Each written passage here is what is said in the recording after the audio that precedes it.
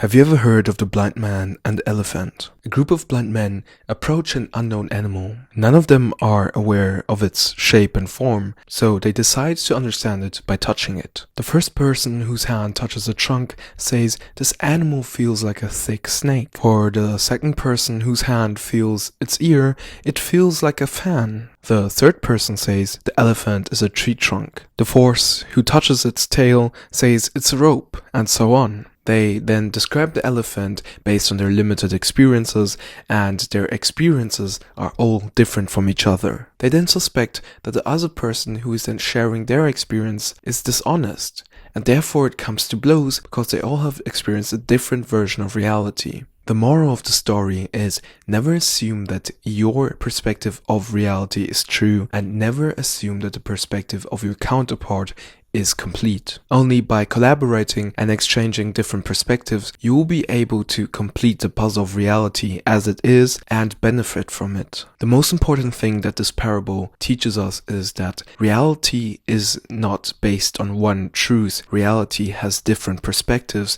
that have to be shared and discussed thoroughly to come to a conclusion. The same goes for fitness, for business, for technology, and whatever aspects of life you are aiming to master. And to guarantee that we're all successful in our lives, there is one topic that I want to discuss with you in today's video, and that is the topic of mastering mental models. Discovering, learning, and implementing mental models is one of the most valuable skill sets that you can master and that will benefit you for your entire lifespan. They do not only help us gain a better understanding of reality, they help us become clearer thinkers, and by that, we are able to advance through life by making decisions that 99% of people would have never even thought about. Therefore, by the end of this video, you'll be equipped with two powerful mental models that will help you gain a better understanding of the problems you're trying to solve and will help you make decisions that set you apart from your competition. The first mental model that I want to share with you is called first principles thinking. It is a mental framework that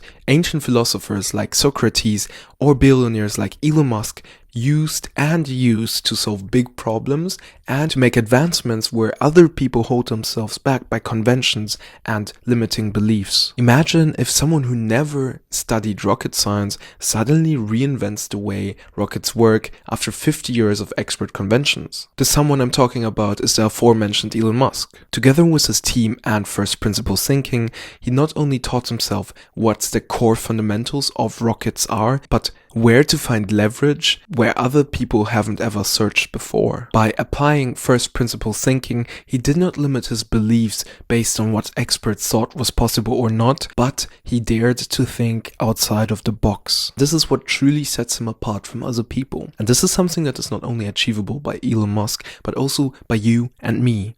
Therefore, we will be diving into a framework with which you can apply first principles thinking into your daily life, your career, or when solving difficult problems. And here's how. We will be using a technique called Socratic Questioning to separate ignorance from knowledge. The first question that you will be asking yourself is, why do I think this?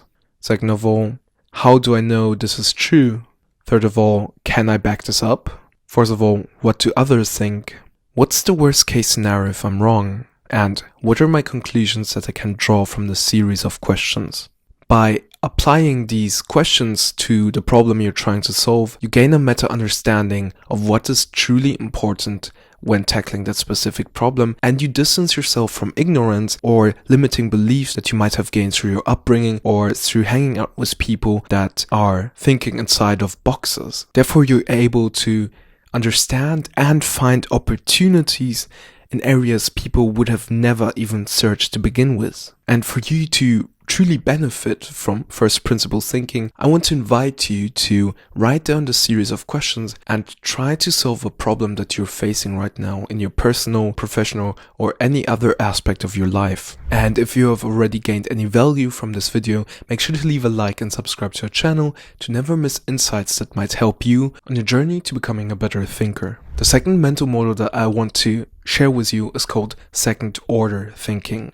I know it sounds similar to first principles thinking, but they're not similar. Imagine the scenario. You just had a stressful day at work. You just came home and you know you have to hit the gym because you set yourself the goal of going to the gym regularly to improve your body and to become a more healthy person. You sit down on the couch and think to yourself, well, it won't hurt if I chill for a moment. And suddenly you see that bag of snacks that is pretty tempting to you. What happens next is that you lay back, turn on your favorite Netflix series, and grab your snacks. You think to yourself, well, it won't harm me if I chill for 1 to 2 hours and I'll hit the gym later. What happens here is that you think about the first order consequences. You want to fulfill your current desire.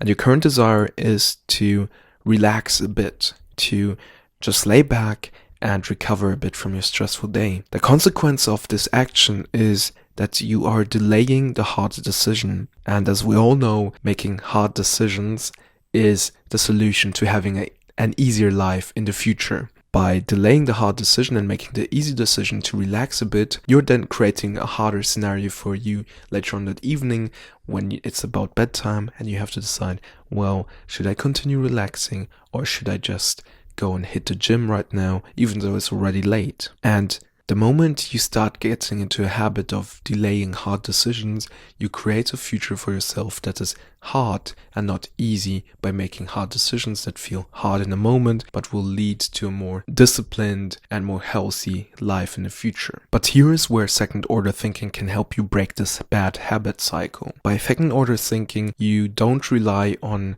fulfilling your current desires by thinking about the first order of consequences, but you consider other rows of consequences. You start thinking about the second order consequences, the third order, the fourth order, and so on and so on. I know this might sound difficult at first, but let's apply it together. First of all, let's think about what the consequences are if we delay going to the gym later on in the evening. Then let's think about the consequences if we do not go to the gym later on in the evening. And now let's consider the consequences for our future depending on if we continue following that bad habit for the next days, weeks, months, years. So the first order consequence in that scenario is that you have more time to relax and binge watch your favorite series on Netflix. That fulfills your current desire of relaxing and laying back. Now, the second order consequence of delaying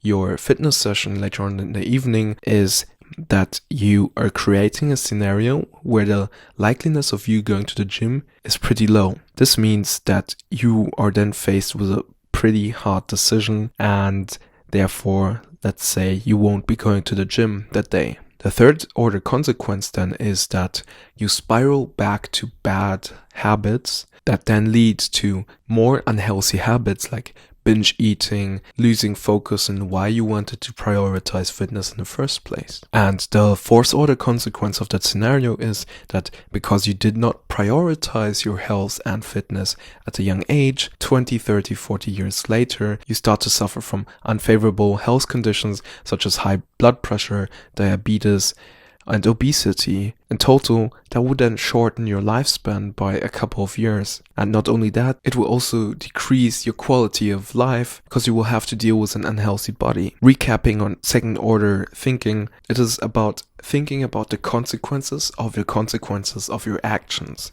And by memorizing and implementing second order thinking in your day-to-day life, you will start to make decisions that are hard in the moment, but create an easier and more fulfilling life in the future for you. And alone by mastering this thought process, you will be ahead of 99% of people out there that let their monkey brain decide whether or not they will make a hard decision now or later on. And therefore, you will more likely make better decisions that accumulate over time and will lead to a future that you really want to create for yourself. With that said, you're now equipped with 2 powerful mental models that will help you create a life that you truly desire. And if you're interested in more principles and frameworks that will help you make the best out of yourself, make sure to check out this video about discomfort and how it is the key to unlimited personal growth. Have a nice evening. Bye bye.